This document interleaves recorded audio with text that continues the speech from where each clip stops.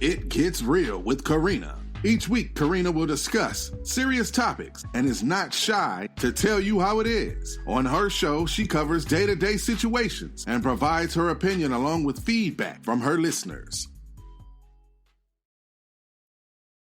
Hey y'all, welcome back to another episode of It Gets Real with Karina, where the masks come off, the truth comes out, and healing begins.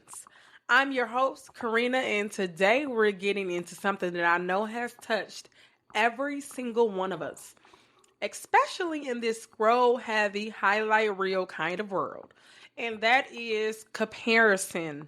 Yeah, that sneaky little thing that creeps in and robs us of our peace, our confidence, and most importantly, our joy. You've probably heard the saying, comparison is the thief of joy. But have you ever felt that? Today we're going to talk about how comparison shows up, what it costs us, and how to break free from the trap so we can walk in our own purpose with our own power. So grab your journal, your tea, your green smoothie, or just your headphones because it's about to get real. Let's start with the truth. Comparison doesn't always walk through the front door. Sometimes it creeps in quietly. It might look like this. You just cleaned your house, like it smells like pine salt and peace, and you're feeling good until you go on Instagram and see someone else's perfectly staged living room with marble countertops and a neon sign that says good vibes only. And suddenly, your place don't feel good enough no more. Or you finally post a selfie.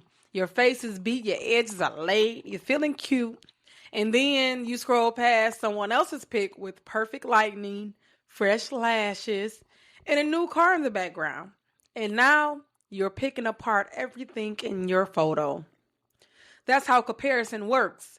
It takes a moment that was full of confidence and injects doubt. It takes something you were proud of and makes you second guess it. And let's be real, it's not just the pictures. It's the age, the status, the I should have had this by now. It's the she's married and I'm still single. Or he got promoted and I'm still clocking in every day, praying I make it through the day. You start to feel like everyone is moving ahead while you're stuck in place. But here's what I want to ask you. Stuck according to who? Late compared to what? Whose timeline are you measuring your life against? Comparison doesn't just make you feel off. It literally costs you. Let's break it down. It robs you of gratitude. You stop seeing your blessings because you're focused on someone else's. It's like having food on your plate but starving over what's on somebody else's table. 2, it delays your destiny. Because when you're too busy watching somebody else's lane, you stop running your own race. You start adjusting your goals, your image, your pace, not based on what you're called to do, but based on what looks good online. 3, it damages your self-worth. We start internalizing lies like, I'm not enough, I'm too late, I don't matter. And over time, we become more performative and less authentic. Let me tell you what's real. God doesn't bless who you're pretending to be.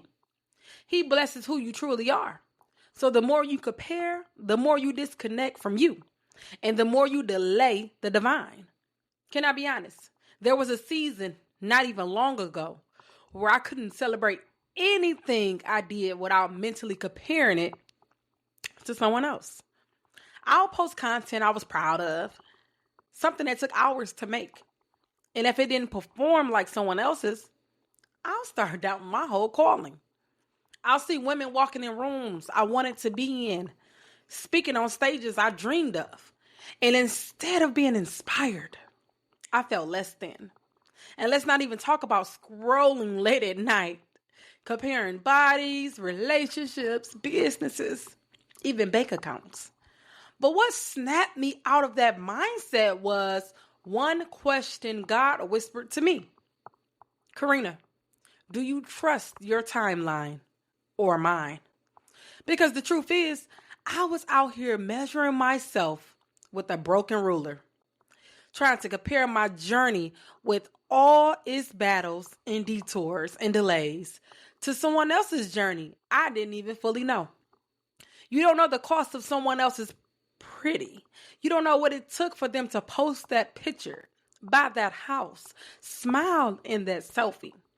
Sometimes you're comparing your real life to someone else's performance, and that's unfair to you.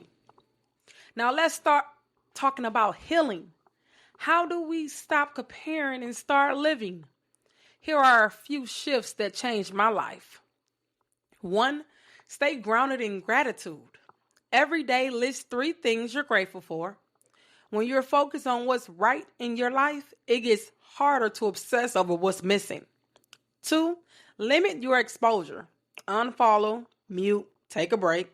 Protect your peace like it's your purpose, because it is. 3, celebrate others. Genuinely. When you clap for someone else, you prove to yourself that their success doesn't threaten yours. 4, remind yourself of the truth. You are not behind.